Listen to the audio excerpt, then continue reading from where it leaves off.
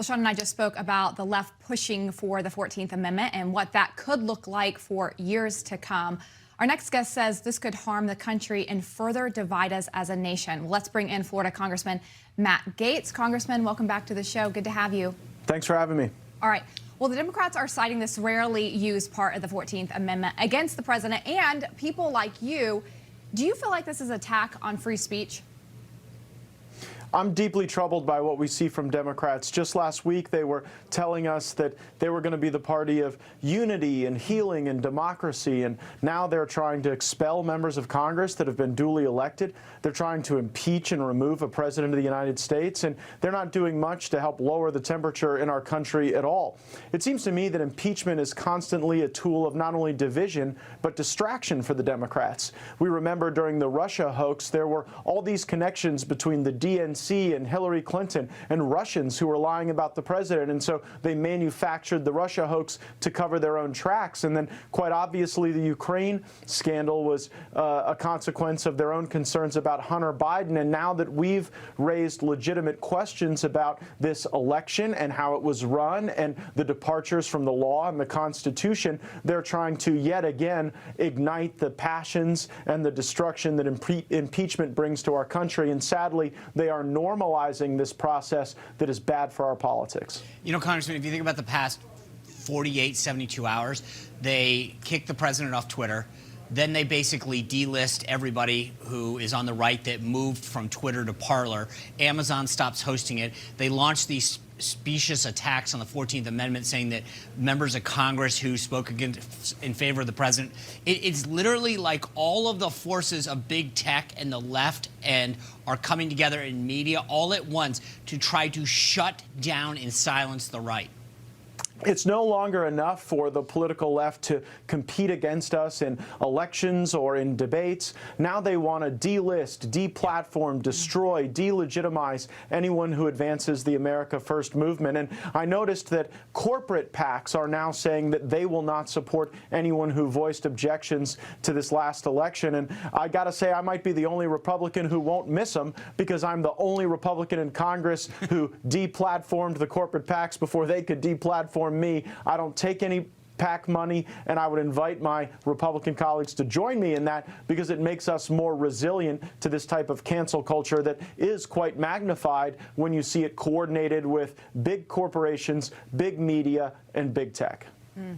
You know, the Democrats are saying what you all did last week. Anybody who objected the electors was doing some kind of political stunt, lying to the people. Essentially, that's exactly what they're doing now. Sean and I talked about it just moments ago, this political theater. They're trying to claim some type of moral high ground here, Congressman. It's interesting. Not only are they utilizing political stunts now, they utilize political stunts to object to electors. In the year 2001, every single member of the Congressional Black Caucus stood up and objected to Florida's electors being counted for George W. Bush. No one called them seditious traitors. No one tried to get them fired for their jobs or delisted or deplatformed. They simply were utilizing a process contemplated in the Constitution to make their argument. But you see, the left doesn't want us making an argument today. What they do want is an intense focus on Donald Trump, because frankly, it's all that unites their otherwise very fragile coalition. These Biden-Pelosi Democrats have very little in common with the Ocasio-Cortez, Ilhan Omar Democrats, and so they're going to try to continue to raise the specter of Donald Trump to unite them. But unfortunately, that's not uniting them toward any positive agenda for our country. It just unites them in their hatred for someone who, for all practical purposes, is leaving office in the next week. You know, Congressman, I want to go down a rabbit hole with you just a little bit here. A while ago, we have been talking about the fact that conservatives who hang out on Twitter and whatever, you know, they know what's coming to them. And it happened this weekend. Twitter basically started to lock down conservatives and lock down free speech. So conservatives did what capitalists do. They moved, and not just they didn't vote to start their wallet, but they moved to Parler. Then they shut down the app stores, the platform, whatever. I don't think conservatives know how to fight as well, right? And so when you say that corporate woke executives are starting to say we're not going to give money to any of these people that did this. You saw Harvard canceled out Elise Stefanik, your colleague from New York, saying that they're kicking her off the Harvard political board that they've got there. But they're trying to silence conservatives. Is it time that conservatives fought back and said, fine, we're not going to buy your product. We're not going to go to your store? Because until they feel the impact, Democrats know how to create boycotts. Conservatives don't.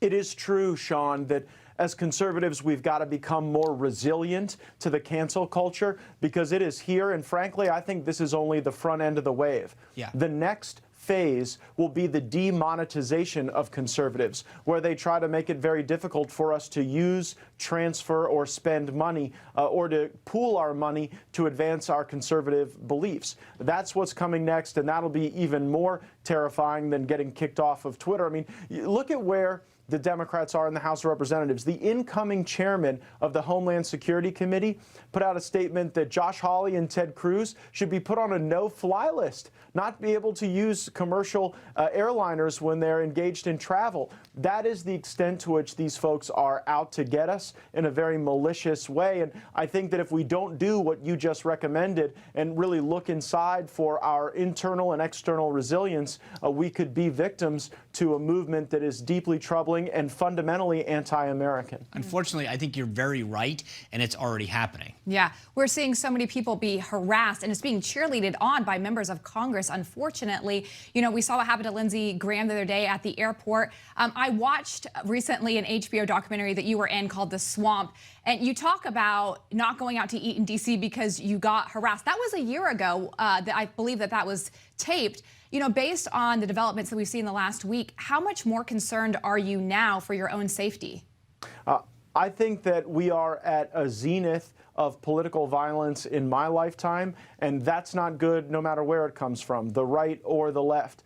But where was all the outrage from these Democrats when you had Eric Holder saying, when they go low, we kick them? When you had Maxine Waters encouraging people to become physically confrontational and get in the faces of Republicans? There was no outrage then, so it is hypocrisy. It is a selective enforcement of their values, and I would call it virtue signaling, but there is no virtue in this whatsoever.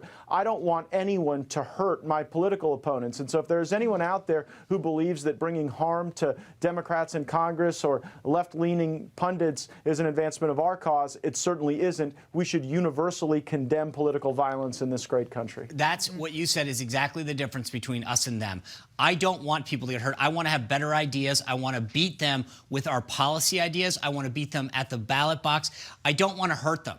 And I think that's the difference is that's the difference is they go out and tell people that it's okay to do this stuff. And that's why I'm frankly disgraced by what happened last week, because violence is never the answer. We can beat them with ideas.